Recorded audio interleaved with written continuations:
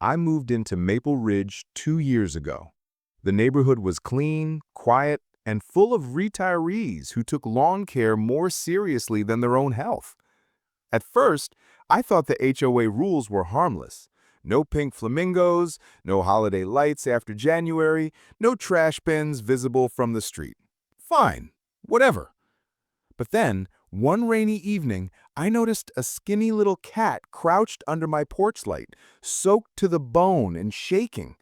I gave her a can of tuna and a towel. She didn't even meow, just stared at me like she couldn't believe someone was being kind. I left food out for her the next night, and the night after that. 3 days later, I found an envelope taped to my front door. Violation 0043, unauthorized feeding of stray animals. Fine $75. It felt like a joke, but nope, official HOA letterhead, signature and all. I called them, thinking maybe someone made a mistake. The voice on the other end, Judith, the HOA president, didn't even let me finish. Feeding strays attracts pests, she snapped. It's in the bylaws, page 18. I paid the fine, but I also kept feeding the cat. I even built her a little insulated shelter in the corner of my yard. And that's when things escalated. Suddenly, I had violation notices for everything.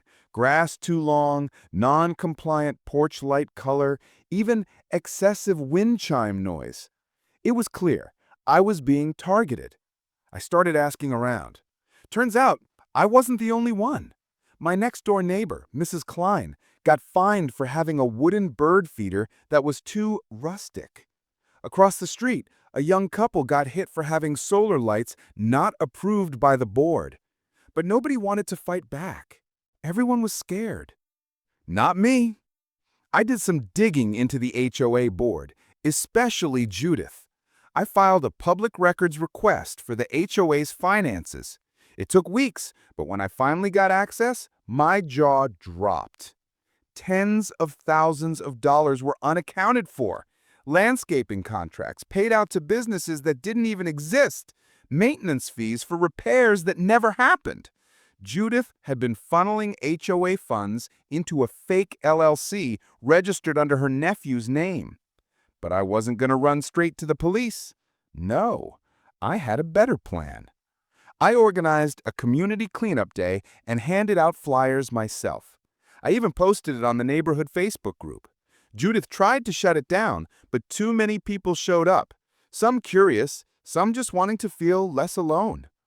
Right there on the community notice board, I pinned copies of the financial records, every fake invoice, every unexplained withdrawal. I stood back and watched as neighbors crowded around, reading in silence. Then came the yelling. Turns out someone else on the board had suspicions too. A younger guy named Marco. He'd been ignored for months, and now he saw the proof. The board crumbled right there. Judith tried to defend herself, said it was all a mistake, that the funds were for emergency reserves, but nobody bought it. By the next week, the HOA held an emergency meeting. Over half the neighborhood showed up. Judith was removed. A formal investigation was launched. And me? I was voted on to the new board. First motion I passed, remove the no feeding strays rule. Second, mandatory third-party audits every year. The little cat, whom I named Willow, still comes by every evening. She has a warm bed now, and sometimes she jumps into my lap and falls asleep like she finally trusts the world again. Funny how one small act of kindness can unravel years of corruption. The HOA thought they could bully me into silence. They didn't realize I had claws too.